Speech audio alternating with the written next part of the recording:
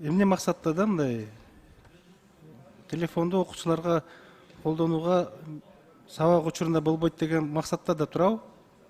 Турам, Дастан Нарчисбекович. Анда бир мындай суроо да. Азыркы күндө цифровизация, санар эптештүүгө өтүп атабыз.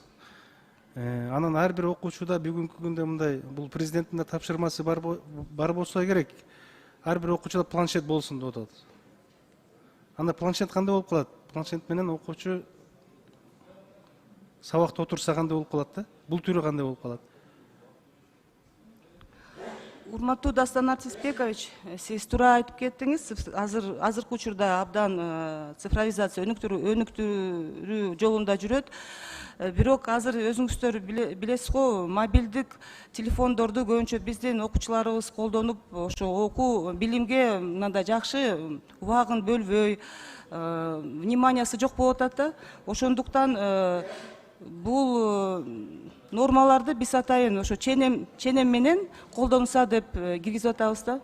Эми туура, бирок планшет берилип атпайбы азыр? Официально окуучу планшет алып сабакта отуруп, ошо планшет менен сабак өтсө болот.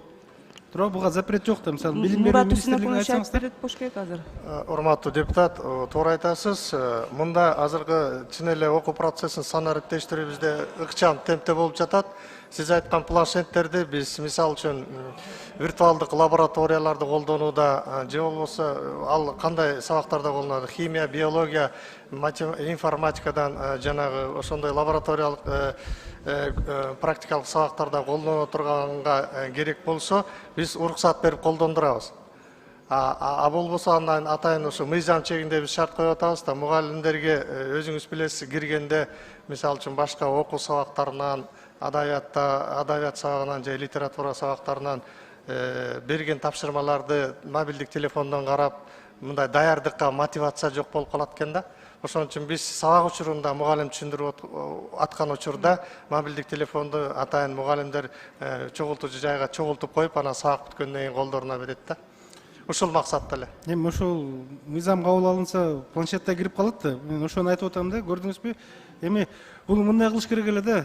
Билим берүү тармагында сиздер ошондой бир түшүнүк берсеңиздер болмок. Эми бул мобилдик телефондорду сабактарда колдонбоо үчүн бул ошол билим берүү тармагында министрдин бир мындай приказ эле чыкса болмок да. Же бир токтом кабыл алып туруп, ошо менен бекитип туруп, ар бир мектепке мындай директорлорго тапшырып коюш керек эле. Ошонун негизинде бул иш токтош керек эле да. Мыйзамды кабыл алдык дейлик. Анан кийин чөнтөгүнө салып, телефонум барбы жокпу деп мугалим чөнтөктөрүн аңтарабы. Анан жанагы кээ бир класстар аябай тар. Анан кийин сиз айтып атасыз жанагы ячейкаларды коебуз депчи. Аны ячейка эмес, бүгүн боор менен тряпка алганга проблема бар. Көпчүлүк мектептер бул жөн эле Бишкектин эле мектеби эмес да, айылдагы мектептер да бар да. Анан кийин жөн эле силер андан башка проблемаңар чечпей жатасыңар. Анан кийин эми азыр талап кылат силерден. Канакей барбы ошол ячейкалар? Жасадыңарбы, алдыңарбы? Ким алат? Кайсы бюджеттен алат? Республикаданбы же жергиликтүү бийликтер камсыз кылабы аны? Ошону эми айыл өкмөттөргө жүктөйсүңөр, же силер бересиңер ошол ячейкаларды? Ал деле акча турат да, туурабы? Ошондо айтып койгулачы, ошол жок дегенде Кыргызстанга ошо ячейкаларды койгонго мейли бир 10 ячейка болсун. Канча каражат кетет Кыргызстан боюнча мектептерге? Урматтуу депутат, биз буну эсептеп талкуулап 2500 чукул мектеп бар бизде азыр. Эми ошонун баарысына биз эсептеп көргөн жокпуз. Негизи эле ошол ячейканы ар бир класска жасап коюш ар бир мектептин директорунун колунан келет болуш керек. Мындай деле көп чыгымды талап кылбайт деп ойлойм. Эми 150 миллион сомдон 200 миллион сомго чейин ушу мугалимдерге жүктөгөн жатасыңар, уялбай. Бир мына сизге санап берейин, анда ушу жерден эле көп кетпейт. 2,5 миң мектеппи? Жок дегенде бир 15 класстан орточо болот да, туурабы? 37.500. Эгерде шкафчыгың 5.000 сомдон болгондо деле мына 5.000 сомдон 187 миллион сом. Эми азыр ремонтко бир кичинекей акчага ызы чыгылып атабыз. Анан кийин президенттин указына эмне кылабыз? Ата-энеден чогултпагыла деген мугалим кантет, директор каяктан алат? Ошону ойлонуш керек. Ушунча миллион сом мен эмне үчүн айтып атам? Азыр жана боор койгонго, андай мындайга шкаф жасап берип атам да. Кыйналып калат экен айыл өкмөт. Ошону кичинекей бир швабыр алып бере албайт экен. Айыл өкмөттөрчү. Ошол үчүн муну так жазышыбыз керек. Кайсы бюджеттен? Республиканский бюджеттен кетеби акча? Жо местный бюджеттен кетеби? Ошону так айтып койгулачы, хотя бы кайсы бюджеттен кетет? Жо эми ал директору кайсы бюджеттен алат? Өзүнүн чөнтөгүнөн алабы? Эми 180 миллион сомдойго жакын акчаны директорлорго жүктөп коюш туура эмес го? Ошол үчүн силер так айтып койгулачы, кайсы бюджеттен азыр? Директор каягынан алат? Эгерде ушундай мыйзам күчүнө кирип калса, чын эле директорлор эгерде мындай жүктү көтөрө алса, республикалык бюджетте киргизсе болот деп ойлойм. Директор эми койгулачы эми. Эми эгерде ошол 2,5 миң өзүңүз ойлосоңуз, директорге аябай эми примерно бир 15 эме болсо, 15-20 шкафчик болсо, мектептин директору ала албайт, күчү жетпейт аны сатып алганга. Учу? Эгерде мугалим ошол планшеттин же болбосо телефонун кармап алган болсо, кандай штрафный санкциялары бар? Санкциясы каралды беле бул мыйзамда? Урматтуу Кубанычбек Карганбекович, жок, мындай санкциялар каралган жок. Анан эми мен жана кайталап коеюнчу, мобилдик телефон же планшет сабакта керек болгон учурда пайдаланылат. Анда мындай тыюу салуу жок да. Эгерде мындай жөнөкөй сабактарда көпчүлүк мугалимдерде ошондой болуп атпайбы? Бул көп сабакка мешайт этип атат да, жолтоо болуп атат сабак өткөнгө. Ошондуктан ушундай бул депутаттар тарабынан демилгеленген мыйзам болуп эсептелет. Муну биз демилге көтөргөн жокпуз, биз колдоп атабыз да. Кубанычбек мырза. Өзүңөр айтып атпайсыздарбы? Ушуну ичине шкаф коюп койсок эле баары чечилет экен депчи. Бул деген өзүнүн мектептин внутренний распорядоги да. Буга эмне кереги бар? Өзүнчө мыйзам кабыл алып, анан бюджеттен ага статья каратып, иштебеген мыйзамды силер демилгелеген үчүн жалпы жогорку кеңешке ошондой жаман сөздөр айтылып атат да, иштебеген мыйзамдарды кабыл аласыңар депчи. Ошон үчүн мен муну чийки деп эсептейм, бул иштебеген мыйзам. Бул мыйзам өтө керек, урматтуу коллегалар. Менде чоң сураныч, бул мыйзамды сөзсүз түрдө колдош керек. Эмне үчүн? Анткени бүгүнкү күндө көптөгөн балдар чындап эле окууга эч кандай көңүл бурбай калды. Сиздер билгендей, даже үйдө ата-энелер эч кандай тыюу салбайт.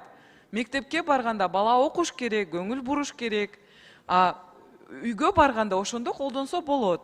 Албетте, башка өлкөлөрдө дагы бул мыйзам иштеп атыптыр. Мисалы Франция, Италия, Улуу Британия, Финляндия. Алар өздөрүнүн балдарына жаман нерсени каалайт дейсиздерби? Сөзсүз түрдө бул мыйзам колдонулуш керек. Анткени бүгүнкү күндө балдар көңүл бурбай калды окууга.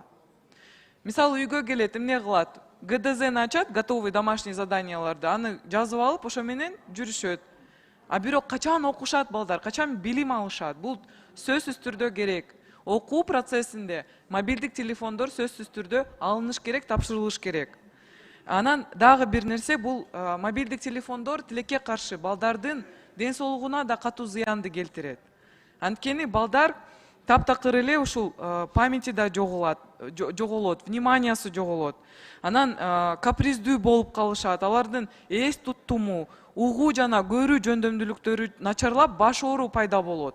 Муну эч качан башыбыздан чыгарбашыбыз керек. Бир гана мугалимдер балдар үчүн жооп бериш керекпи? Жок, биз деле ата-энелер катары балдарыбыз үчүн толук кандуу жооп беришибиз керек. Мобилдик телефондор боюнча Япониянын тажрыйбасы мындай болгон. 2009 жылы алар дагы тыюу киргизген, тыюу салышкан.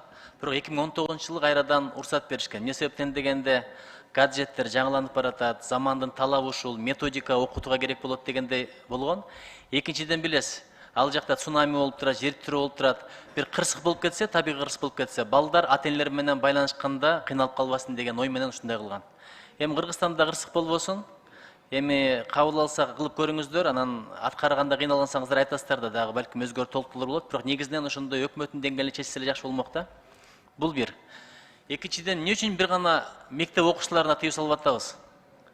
Мекемелерде, ишканаларда эртеден кечке 6га чейин иш болсо 10го чейин иштешет, ошонун көпчүлүгү телефон чукулап отургандар толтура, интернет чукулап отургандар толтура. Иштин пайдасы, эффектиси төмөн натыйжалуулугу. Ошон үчүн балким мындай тыюуларды айрым компанияларга, мекемелерге деле киргизиш керек. Отурат, адамдар кабыл албайт, кезекте турушат, колдору бош эмес, кирсең телефон чукулап отурат. Ар бир мекемеден табасыз, өзүңүздүн министрликтен табасыз андайларды, толтура, аппараттардан табасыздар. Кээ бир министрликтер, мен билгенден, Тышкы иштер министрлиги жана YouTube деген тиркемелерди өчүртүп койгон өздөрүнүн кызматкерлерине. Анын эмне кереги бар жумушта? Ушул жактары бар. Анан мен ушу эмне үчүн Японияны айттым, айткан ал жакта окугам. Ал жакта жумуш убактысында күйөөсү аялына же аялы күйөөсүнө жумушка чалса, жеке телефонуна чалса албайт. Жазып кое турган болсо кечки саат 6-дан кийин жооп берет.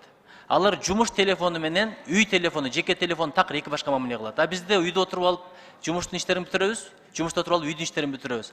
Ошон үчүн кылганга жараша баягы айтат го, жыгылсаң төөдөн жыгыл, буйласың кармай жыгыл дегендей, бардыгын эле караш керек мындай.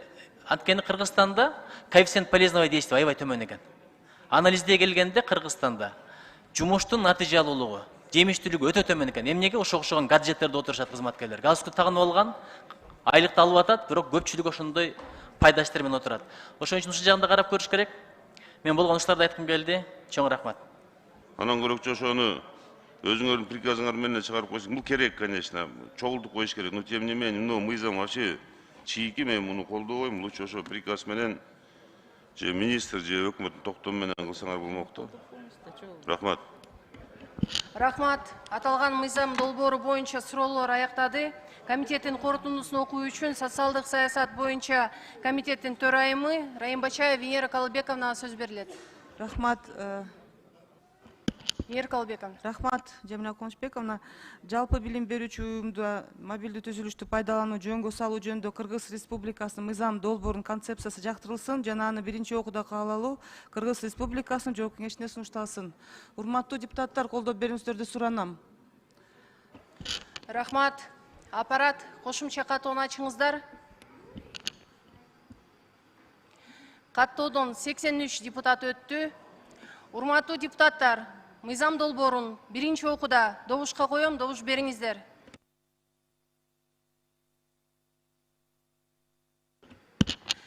Макул 58, каршы 8, бар 66, катталды 83, мыйзам долбоору биринчи окууда кабыл алынды. Чакырылгандар бара берсеңиздер болот. Рахмат.